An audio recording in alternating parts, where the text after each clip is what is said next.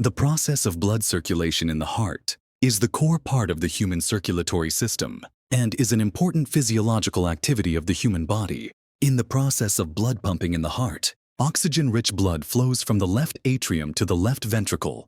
During the process of blood pumping in the heart, the left ventricle pumps blood into the aorta and restarts a new round of systemic circulation. Second, pulmonary circulation. Oxygen-rich blood flows from the right atrium to the right ventricle. The right ventricle pumps blood into the pulmonary artery and is transported to the lungs. Systole. Systemic circulation. The left ventricle of the heart pumps oxygen-rich blood through the aorta, and the blood flows into the arterial system throughout the body, reaching tissues and organs in all parts of the body. In tissues and organs, oxygen and nutrients are released from the blood for use by cells, while carbon dioxide and metabolic waste enter the blood. The blood becomes deoxygenated blood and returns to the right atrium of the heart through the venous system.